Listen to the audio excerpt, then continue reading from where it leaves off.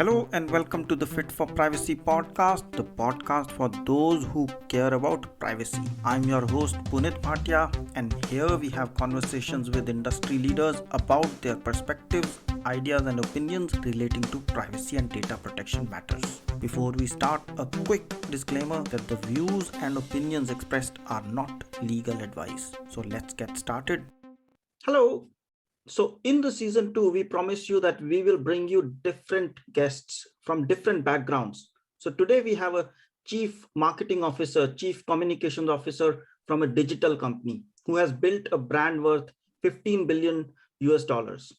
He's created high performing teams in 45 countries. And the hashtag, the weekend word, defines him on LinkedIn. If you want to read his interesting posts, he has weekend word. And he's an award-winning global communications, marketing, and public affairs leader. And he is leading international markets in one of the largest international firms providing services. And you'll be surprised, this organization has almost 500,000 employees and has revenues of $22 billion. So I'm talking about Abhinav Kumar. Welcome, Abhinav. Thank you, Punit. It's such a privilege, and I'm so pleased to be on your podcast. Looking forward to our conversation. If you'd allow me to start with a little bit of humor, since we are talking, we're going to be talking about privacy and GDPR and all those nice things. Let me start by offering you my express consent on using any word I say in your podcast and any personally identifiable information. So you have my consent, and it's documented here. Good. So that shows that you're not a lawyer, because if you were from the legal department, you would have also said, hey, I explicitly declare that anything I say is my personal opinion and not relating to my company. Absolutely. So yes, I could have been a lawyer. I decided to take a route into marketing as a profession, and I haven't looked back. And but there are interesting points of incidents like the one we are talking about today, where there is intense collaboration between a marketing department and then, of course, the compliance, risk, and regulatory side of things. So always exciting. Well, that's one of the pleasures of working in a field like marketing or communications, is you get to work with every part of the organization, with the external world, and I think the opportunity to learn so many things is just tremendous, which is what really excites me about this, being in this profession. Yeah. So, Abhinav, we always start with the story part. That is, how and when did you start to hear about this privacy or this GDPR thing? Because in corporate communications or marketing, this is not a word you learn in your school or in your education. And it's not something that was being referred a lot, at least few years back. So when did it start hitting into your world? Yeah, I think if you think of the concept of privacy, it's something which is, continued to evolve and still continues to do so. In our lives, it's closely linked with the advent of, the internet and technology, and today even more than ever, social media and platforms and other things, and all, as always, every time new challenges are thrown up, the definition and the boundaries of privacy continue to move. I think historically in the marketing field, privacy was all about when you used to send out things like direct mailers by post. It was about securing people's home addresses and things like that, right? Today, it's as we'll talk about GDPR and all, it's about how do you collect people's personal information? How can you process it? How can you use it? And I think there isn't any marketing department in the world which is not thinking about privacy. For sure. In every aspect of what they do. But it's something which has evolved. You're absolutely right. Historically, this wouldn't, if you look at what are the top 10 things which a marketing function would concern itself with, probably privacy wouldn't have been in the picture in the 1990s or maybe even in the early 2000s. Today, if you ask anyone to make a list, privacy, compliance, proper data management, ethics, will certainly be there on the list of any marketing department. Right. And then how do you see GDPR or general data protection regulation in one word? Because people often have different words that they associate with these laws. Yeah, one word is interesting. It's a very large piece of regulation, and it's taken a long time to come in and now and be implemented. But I think if you ask me to just put one word on it, I'll put in a very positive word. The word I'll use is respect. Wow. Right? Because if you look at GDPR, and I think people have had different reactions to it, and of course, what they feel about it may have changed over time. But in essence, if you take a step back and look at what it's looking to do, it is in regulation. It is looking at protecting individuals and consumers. But more than just that, I think it's a statement. It's a Right. statement on the right for an individual's privacy. And in a sense, it equates that right as being something which is fundamental, right? Almost a human right in that sense. Yeah.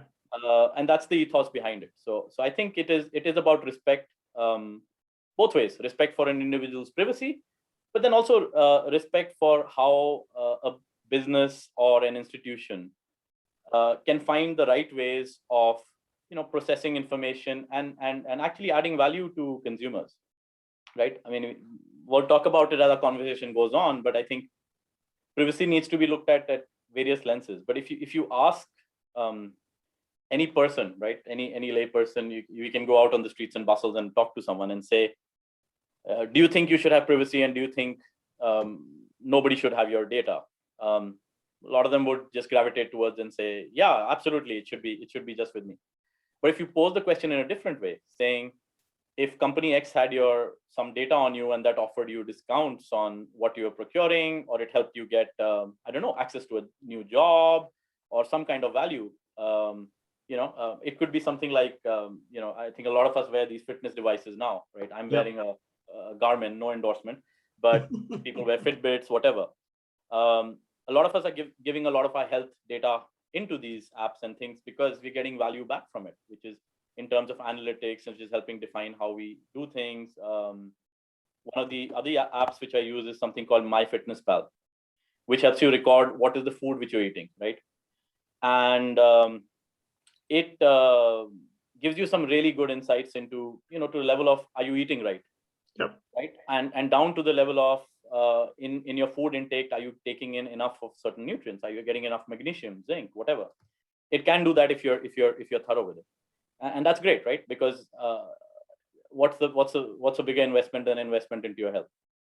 Now, there's an element of trust and respect involved here, because by using this, I'm getting value. But my expectation as a consumer is that the company is using my data correctly and ethically to provide me this value. And in case it needs to use it for some other purpose, like a commercial purpose, if it asks for my consent, I might agree. It might say, okay, can we share your data with Carrefour or with certain food companies, so that if they have an offer, if I consume a lot of protein bars, so if they have an offer on protein bars and they can keep you informed on new products there, is that okay for you, right? So if I get an explicit and a clear consent like that, chances are I'm going to say yes.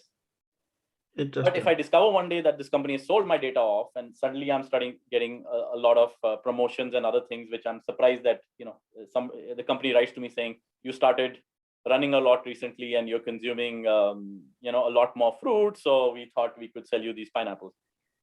I pretty much that's what causes panic in consumers, and you go back and say, how did they get this information on me? You find out it was this app and you shut it down. So yes. I think there is a common, if you look at the Venn diagram between a person's need for privacy and a business providing value to you, there is a point of incidence. And I think if going back to your original question, I think GDPR is an attempt to find what is that point of confluence. Yeah. And I think it's respect, it's trust. And when you are doing it transparently, then it creates more trust and consumers are more willing, because end of the day, we are looking for a fair exchange. If I'm giving you my data, I want something back, because there's no free lunch. Everybody knows it. So if I'm giving data, I'm giving it for a reason rather than it being sold to somebody else. And while all that is true, how does that get into your corporate communication space? Because when you're communicating externally, communicating on websites, does it impact? Does it even change the language? Because I have worked with some companies wherein even the entire corporate communication strategy has been adapted to say we need to demonstrate privacy-centric or trust-centric language. Does it impact in your view as well?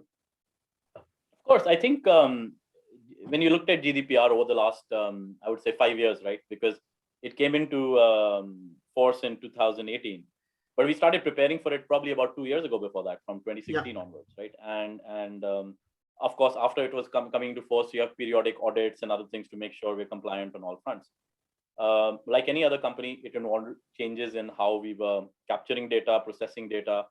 We had to go back and look at our own existing databases and see if we did have explicit consent, or if whether we had legitimate interest in the case of existing clients and all of those things. So I think it was an intense exercise from the marketing team, particularly in Europe, because of course it's a regulation for the EU and EU citizens. We took it pretty seriously, Punit. In fact, whenever any kind of compliance things comes along, marketing and communications teams are intensively busy, right? We never have enough resources, never have enough people, and a million things to do. So when your next compliance comes along, it's hard. And the easy thing to do is, okay, let's give it to whoever is free on the team, right? Or give it to the intern or whatever it is, and we'll comply. We'll just about comply with the bare minimum. I think GDPR was very different in that way. We took it very seriously. In fact, we put in a strong team in Europe. We put in one of our senior most marketers, a lady called Maria Thomas, and embedded was an expert in this field, a person called Chris. And between them, they created a larger ecosystem and team. And just the act of putting someone fairly senior on the job gave it that gravitas and that attention inside the company. So they worked out a plan. They worked out, we did the audit, we had all the education exercises, etc. And I think by the time things came about, we were ready for it. But GDPR, one point is compliance, whether it's the technology which you're using, making sure all your marketing and communication channels from our website to our outbound emails to even if we have forms in social platforms. Let's say we put a study on LinkedIn and we're capturing data from it, we still need to put in our privacy notice and all of that. So one thing is the technical part. The other part is the technology part, which is how do we change our CRM database and capture information. There were new things which needed to be kept on record with GDPR. One example being, every time you capture consent, you need to keep a record of that consent, right? Yep. And keep that updated and all of those things. But I think the biggest change is actually culture. Yes. Right. If you'll allow me to go back to Sure. One of my favorite quotes, which I often quote inside my function. It's by this gentleman called Dave Packard, who was one of the founders of Hewlett-Packard. So Dave Packard said that marketing is too important to be left to the marketing department, right? Mm-hmm. I'll paraphrase him and say privacy and data protection is too important to be left to the DPO. Fully agree. It's an organization-wide thing. And I think, obviously, a lot of things changed and we continue to evolve based on how things work. But by the exercise of implementing this, obviously, a European team is compliant, but it also gave a lot of insights to our teams across the world. Right. So, in fact, in one way, this has become the gold standard. So even in regions in the world where this law doesn't apply, we're still looking at this as the standard which we need to adhere to, right? For example, when we do things in the United States or in other places, US is more regional in law. California has a different privacy thing. I mean, you're aware of all of that. But we look at this as the gold standard. So if you're compliant to GDPR in the US or compliant to GDPR in Singapore, then we feel that whatever is the local regulation, that is covered anyways within. And in that sense, it's been extremely useful as an exercise internally too. Indeed. And I think GDPR usually serves as the gold standard or a policy which you can frame in the company and say, this is the standard we will adhere to. And then any other law is more on an exception basis, because you would 80-90% cover most of the things. And does it impact the marketing part also? Because you needed the communication part, your entire strategy needs to change. So is it very similar? Because in the marketing, or I don't know if you see events as something else, in the way events were being organized, in the way you were recording, in the way you were collecting images, that has shifted or changed a lot. It certainly has. It certainly has, and I think we run marketing communication in integrated manner. Okay. If especially in terms of marketing activities, you're speaking about events. We're talking about content. We're talking about engaging our audiences and prospects and other things. There is probably a bigger change than is on the communication side, which is more communications oriented towards media and social media, which has some changes. But the marketing side, there's been immense changes. In fact, let me try and illustrate this in terms of a story, right? I'll talk about the world's most valuable database. Yeah. Do you know what that is? Any guesses? What's the world's most valuable database? I would say it's the customer database or the identity of individual citizens. Okay, I'm using a little bit of hyperbole, but so I'm talking about the World Economic Forum of Davos, right? It's we've been a partner to the World Economic Forum for we celebrated 10 years of our partnership in last year when the event was actually held, and of course since then things have been different over the last 18 months, as we've all noticed. So one of the things so if you look at the World Economic Forum, their flagship event is Davos, which is the annual meeting which takes place in January in Switzerland, in the small ski resort of Davos. You have about 3,000 official delegates, and a lot of other people come in there. And the reason why this gets so much attention, rightfully so, is because those 3,000 delegates are people who are leaders of the world's largest businesses, governments, academia, media, civil society. There are about 1,500 CEOs and chairpersons of the world's largest companies there. There are more than 100 heads of states there, and so forth, right? So the reason why any company or any CEO goes there, because everyone else is there, right? Now, what does that mean? Now, when we go to Davos, we do a lot of things there. But we host certain events. We have a big reception there for 500 leaders. Very importantly, we have meetings. We have it's a grueling schedule for our own leadership team. They do 40 or 50 30-minute meetings over 3 days. Now, what goes behind setting all of this up, right? Getting people to your reception, setting those one-on-one meetings and all of that is the world's most valuable database, which is this list of 3,000 people who attend Davos. Right. Now, historically, before GDPR, this list used to be freely shared between partners, saying, okay, these are all the people coming. This is everyone's contact number. This is their email, and there you go, right? And you could contact each other and set up your agendas and schedules and invite each other to lunches and whatever. I think the year before GDPR was to come into force, the forum, like any other institution, also imbibed and took an early step on that process and implemented it to the letter, as they should. And what they did was that when you were registering for Davos, you had the option.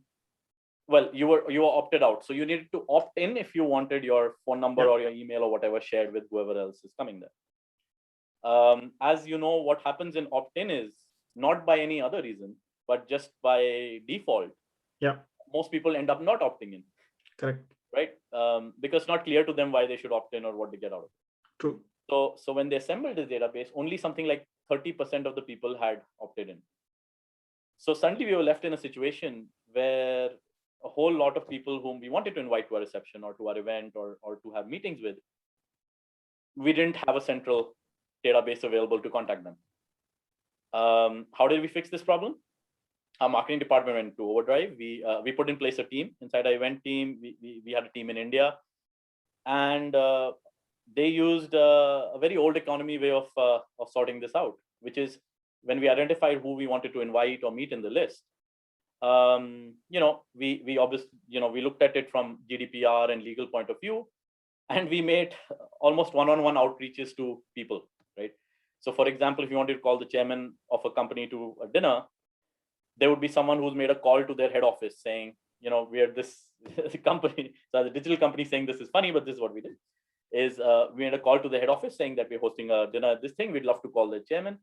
Could you share your email with us, or could you let us know on what place we can send this invite, right? So a different exercise. Some people were reached out on social platforms, and in a sense, we reassembled manually the database. 2-3 month exercise, we managed to get the database up to about, I think, 80 or 85%. Wow. And our events and things were very successful at Davos, as always. There was no blip that year, right? But I think in many ways, it was a good exercise because it taught us that you could go out and in a very ethical way, reassemble something which was available to you easy before. Yes. Right. And I think scores of companies, when GDPR came on, especially marketing companies, outreach companies, agencies which help you with sales, really suffered because immediately their 70, 80, 90% of the databases were lost. Right. A lot of them mailed people to ask for an opt-in, and people didn't. Yeah. Right. So over the time they slogged through it. I think most of them have reassembled their databases, and it was a great exercise to kind of clean the system up. Yeah, it was a great exercise for clean the system, but it also, there were a lot of companies which were buying data, and now they needed to understand what are the consequences of buying and how will they demonstrate, where did they get this. They stopped. Yeah, absolutely. No, I'm saying absolutely. I think a lot of practices, some were stopped, some are still going on, right? I think if you look at the outcomes of GDPR now that we are about 3 years into it, it was almost, I guess this will be the 3-year anniversary in a month from now. If you look at the outcomes of it, and you have the facts and the stats with you, Punit, right? So the GDPR has, I think one thing which focused people's attention on GDPR was the sheer nature of the negative outcome, right? So as a company, you could be fined 20 million euros or 4% of your global revenues. Massive, right? It's a good way to get attention when you see that downside. If you look at what has happened since, over the last 3 years, I think somewhere around 600 fines have actually been issued by the European Commission. Yes. In value, that's about 300 million euros of fines which have been collected of varying natures, right? I think interestingly enough, Google has the record of both the highest fine, which is 50 million euros, and for Google in France, and the lowest fine, which is 28 euros for Google in Ireland, which is very interesting. Right? But if you go into that set of data, what you'd find is there are lots of insights there. I think regionally also the largest number and the value of fines have, interestingly enough, been issued in Italy and in Spain. Some of them, if you look at them, are still indulging in the practices which had to be curtailed. There are many, call center companies which were doing unfair data scraping processes, or not looking at consent, or making it very hard for someone to get them listed off or invoke the right to forget and other things, right? So there is that. But actually a large part of it is less to do with that, because I think that behavior is on a decline. It's still there in some places, but it's declined to a large degree. But a large part of the fines were towards a very interesting ancillary issue to GDPR and data protection. But I think which is going to become the main, it already is, and increasingly going to become the main issue, which is cybersecurity, right? It's data breaches. We've had big breaches recently. Each year they've been growing. There's, I don't need to tell you there's a massive list, right? And there's a huge cost to this. If you look at the area of cybersecurity, I think there are various estimates, but I think one of the estimates says we lose something like $1 trillion worth of economic value due to cybercrime and breaches, right? If you split that $1 trillion up, it's that 80-20 Pareto thing. So about 20% of it is what is spent on protection, what companies are spending to protect themselves. But 80% of it, $800 billion, is what is lost. And this is something which is growing. I think one of the reports I was reading recently said cybercrime has grown by 600%, Punit, 600%. Yeah, because we are all online. During COVID, because everyone is at home, more vulnerable. As you know, 95% of cyber breaches are human engineering. They're due to human failures, not due to any technology or process or whatever, right? And they're getting more sophisticated. Phishing attacks, ransomware, whatever it is getting more sophisticated. Now we're living in the age where there's deep fakes. Soon you'll get like we're talking today, soon you'll get a Zoom call, and on the other side you might see it may look like it's your boss or someone talking to you, but it's not, right? And saying, okay, ship, just put 10,000 euros in this something or the other, right? And there are people who will fall for it. So I think that is something which is vitally important in this whole conversation. The other thing about cybersecurity is we just don't have we're playing a catch-up game here. Yes, we are. One of the biggest issues is skills, even today, there's a shortfall in terms of talent of 4 million people in the cybersecurity area, right? In this environment where, one of the impacts of COVID, of course, was on the labor market. And at the height of COVID, the ILO said about 400 million jobs, equivalent to 400 million jobs were lost. We've recovered since, but there's still a way to go to get back to the 2019 levels. But in this scenario, to have 4 million open jobs, is both an opportunity, but it also shows the challenge at hand. There's a lot of work to be done. Yeah, absolutely. Right. And I think privacy and security are so interwoven because there's no privacy without security. So, and in the modern world, if you don't put security systems, you can always talk about privacy, then it's all theory, no practice. Yeah. And I was talking to you, we were talking just a little bit like on a very valuable, but a very small database. The Davos database is 3,000 right. people, right? If you look at most of the breaches, breaches tend to happen primarily in 2 or 3 sectors. Yeah. So essentially, either it's government or it's large retail companies which have big data sets of customers, whether it's Amazon or it's Carrefour, or it's large technology platforms, right? So I think the risks are there, and if you look at where businesses have gone, every business, whichever sectors it's been in, has used this era of digital transformation to try to look at converting themselves into a platform, getting closer to your consumers, learning more about them, capturing more data about them. It's already exploding. It's going to explode even more with the advent of the Internet of Things, where sensors are being installed everywhere. They're growing by the billion every year, and each sensor is creating more and more data. A lot of it could be is going to be PII, right? Yeah. So I think it's there's a lot which needs to happen on this front. I think not my words. I'm not sure who said this, but I think it's absolutely right. When it comes to data protection, or it comes for that matter of cybersecurity, you're never going to win the war, but you need to make sure you win the battle every day. Exactly.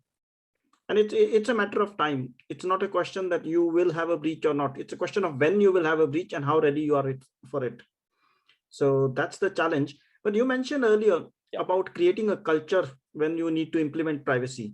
So how do you see that creation of culture? Because there are various opinions. I also talk about creation of culture, and that's very, very important, because you can put in the technical procedures, you can put in the organizational procedures, but if you don't change the mindset, it all goes to zero.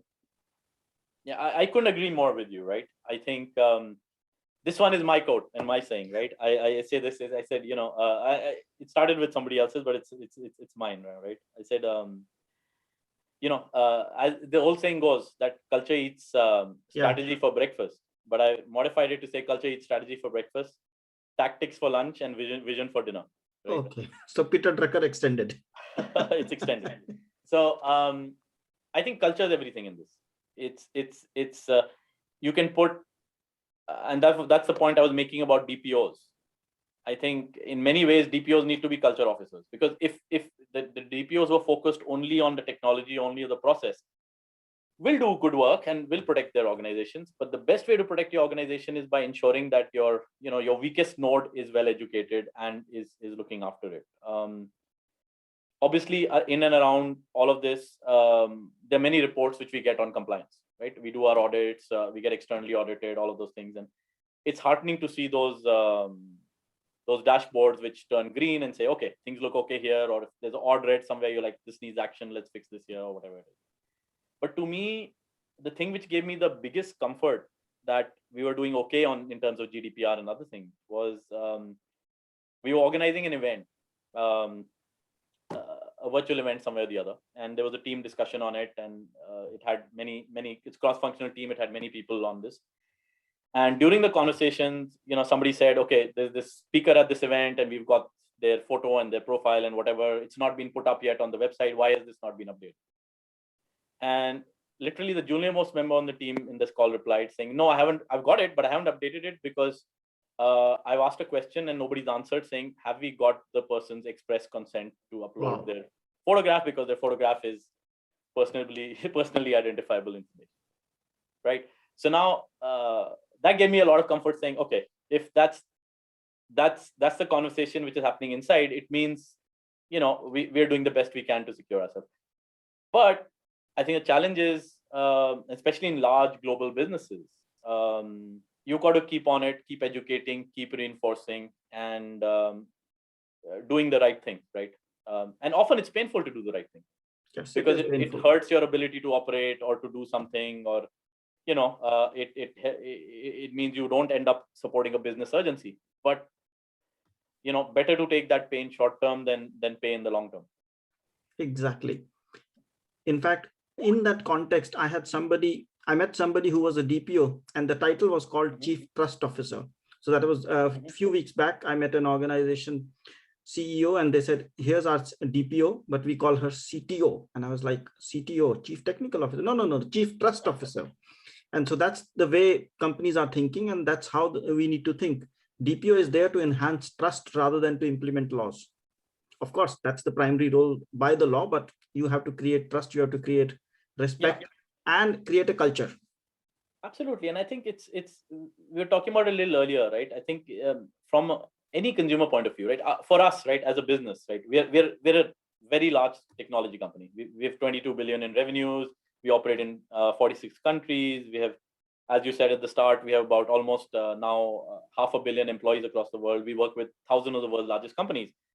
But when you go down to it, for us, our consumers are essentially business executives, right? Whether it's the chief information officer, chief technology officer, the CEOs, or whatever, the C-suite, and also the directors and business owners in these businesses. They're business executives. They're not broader than that in every sector. So there is a different dynamic for us versus a business which is very B2C and has, 10 million customers, right? As I said, we work with 1,000 companies. Inside those 1,000 companies, there are 5 or 6 people who are most relevant to us. Yeah. So our entire customer base is 6,000 people. Now, we need to protect their privacy with as much respect as does a retail business, which has 20 million customers. That's all fine. But I think one thing which is common is that if you show transparency and respect towards your customer, they're absolutely happy to trust you and share whatever is required for you to do your business with them. I'll give you another example of this, which is from one of our events, our innovation forum. All of this is happening virtually now, but there was a time it was happening in the physical world. We used to get a lot of people together into these events. So in one of these events, when we started enforcing GDPR, we did something fairly interesting, that on the registration desk, in the coffee area, in the lunchroom area, along with the sign which said registration or the sign which said, coffee, cocktails, whatever, we also put on a GDPR notice there, right? Good. Which said that, that they're photographers and videographers who are capturing this event, and some of this will be shared on social and other media. However, if you, in respect of your privacy, if you feel you do not want to be featured here, just let any member of our team know, and we'll flag you off and make sure that none of your images are published anywhere, right? Mm-hmm. So we put on those things. What I can tell you, Punit, is not a single one of the customers came and said that, no, take me off and I don't want any picture published. But I can't tell you how many of them came and said, hey, I saw this. That was great. I'm glad you're implementing it this way. A few of them went back.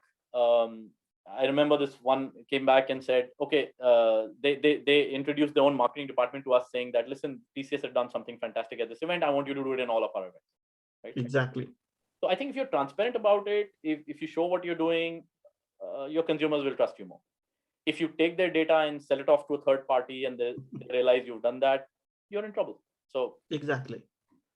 And the example you're giving me, I also had a similar experience many times, but one time a company put in the cookies. So every time we have event, there are cookies, and near the cookies, they put in, enjoy the cookies, but remember to read the privacy notice at the entrance.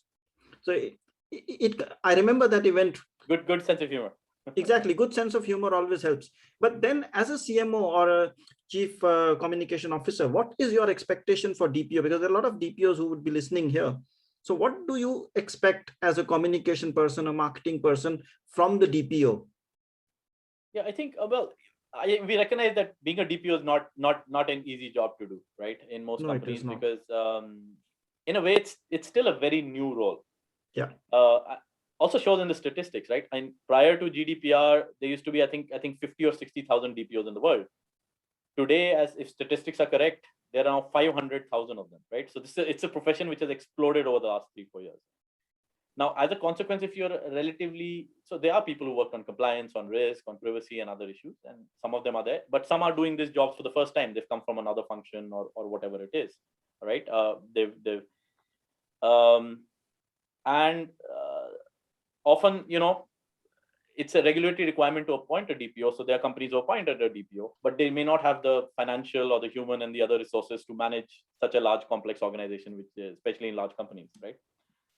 Smaller companies also struggle with administrative overload because they don't have the ability to sort of manage it. So it's a tough job. We recognize it. I think the expectation on, say, marketing departments or DPOs would be that, like any good partnership, there has to be value added both ways, right? So I think marketing departments need to be an important partner to the DPO in implementing the change, because for most companies, customer data is managed by the marketing department, and therefore, Right. for the DPO, that's their first sort of ground where things need to be absolutely kosher. I think my expectation of DPOs would be that you're the person who's protecting us, right? So you need to constantly keep us abreast on what are the changes which are happening, what future risks are coming out, or what issues are coming out. Share and even best practices of where something went wrong and we fixed it, rather than just it going wrong and you fix it. Share what went wrong with the entire organization, right? We talk a lot about best practice sharing. I think organizations benefit a lot more from best failure sharing too. Yes. Right. I think a DPO is in a unique position to do that, because their business is to prevent failures. And when there is a failure which happens, of course, you fix it, you deal with it, at times you pay a penalty for it, and then you make sure you never do it again. But you also need to raise awareness on why something like that happened, and not just fix the process, but talk openly about it to your large bunch of employees and other things. So yeah, so I think it's a lot of roles inside the DPO, right? You're the fire marshal, you're the educator, you're at times you're the enforcer. There's a lot expected of that role, and I think but it's important, right? I think it's one of the important roles of our time. I think partner with the business or any business you work with, and also bring in an outside in perspective to that department, while leveraging and utilizing the events that are happening, rather than having a fear perspective, or there's a data breach. Leverage it, utilize it, share it, why it happened and how it can be avoided next time. So now, coming to the end of the conversation, I have to ask you, because the final message was already there for the business or the DPOs, but what would be the message from a business perspective? So as a communications person, as a marketing person, if there was a business listening and thinking of, is privacy, what do I need to do? What would be your message to them in context of privacy, while looking at it from a communication and marketing perspective? I think to businesses, I think the most important thing you need to do as a business is that you need to very seriously think about, if you haven't, on what are the principles, ethics, and the guidelines under which you feel your business should operate. Because for any business, right, there are defined codified laws and regulations and other things, and then there are common industry practices, and there's a huge gray area in the middle, right? It could be as big as 50 or 60% of the things which you do is gray. It could be transgressing a law, but technically it's not, but it could be whatever, right? So I think figuring out what you stand for as a business is really important, because I think the key thing for a business is that the smartest thing a business can do is self-regulate. Right. If you self-regulate well, you'll never get into trouble with regulators. Yeah. Right. Most businesses change after they get into regulatory trouble. then you're forced to change. There's no choice. You've paid a fine. All of those things. But if you can, think about it and already operate at a higher level, then whatever a regulator does, you're fine. You're all right with it, right?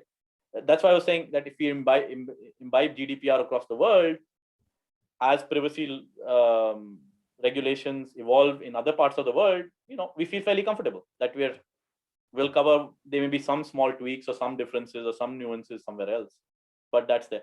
But that's also, by the way, if I may put it, that's also something which businesses will expect of regulators. If we're talking on that, is especially global large corporations, is you want to look at more global standards and more homogenization of standards, because the hardest thing for a business to do is apply one way of operating in one region and another way in another region, a totally different way in a different region, and that adds so much complexity, administrative waste, and also risks and chances of failure. Because so I think if they can be more and more confluence in what privacy means and how do we implement it, how do we regulate it, how do we penalize breaches, I think that'll be great, right? I mean, one day you might even have a multilateral institution dealing with it. You're the World Health Organization, you're the World Trade Organization, you may have a World Privacy Organization, right? Who knows? Indeed. Yeah. And I think there was that intention long back when the OECD published its own privacy principles. Then the US published its Fair Information Privacy Principles. There was an intention, but it didn't take off as it should have. And that's why now, as a consequence, we are having each and every country coming up with the law.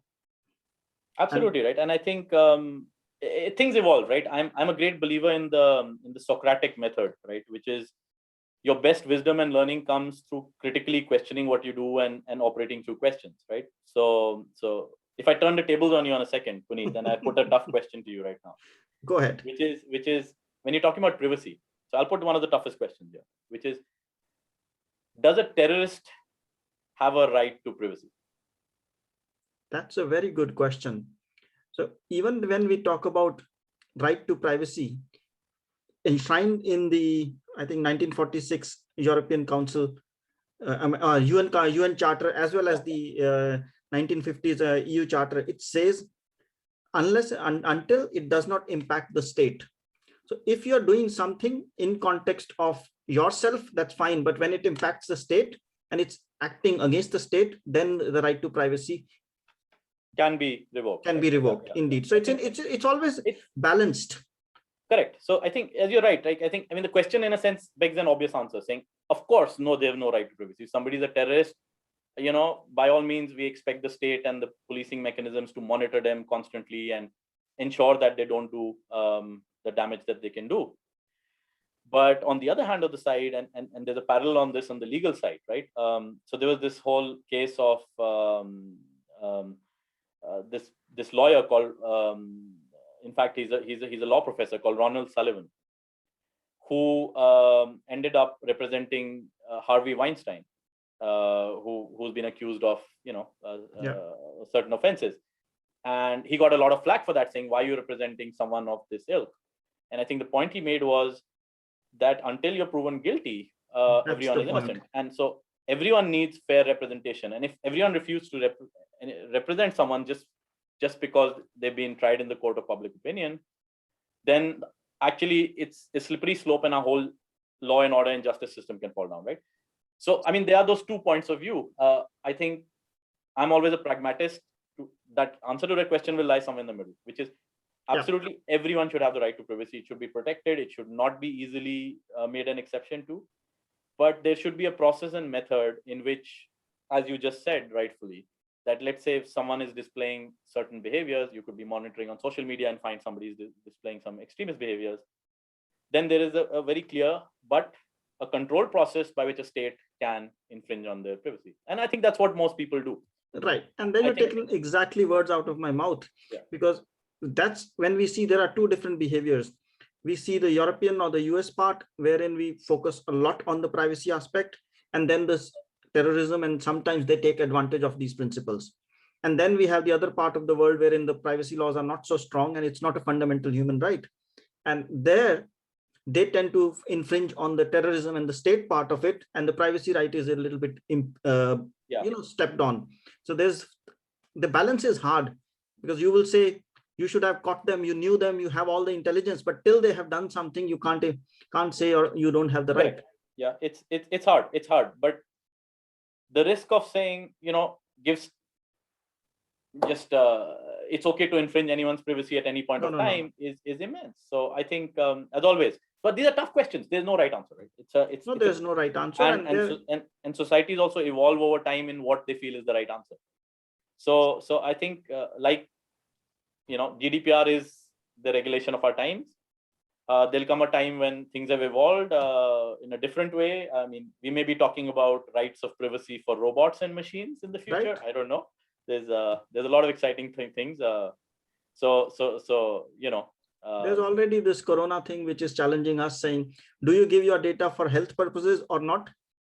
Now, you give the data to state, you let them know that you are vaccinated and vaccine passport and all those things, but how far does it go? How far does it go in terms of my privacy? Maybe I'm not interested in that vaccination, or maybe I am, but why does the state need to know? So there's no easy and clear answer. Great example. Now, if you're a European citizen, you can rest assured that if your data has been collected, right, you have certain rights under GDPR in which you can ask whoever's collected it on how you're using it, how you're processing it, what data do you have on me, and then you can invoke always your right to forget at some stage, right? Whereas in maybe another region where privacy laws are not that strong, you could find that some organizations have collected this data, and who knows, they're selling it to health insurance companies, right? That's the last thing anyone wants.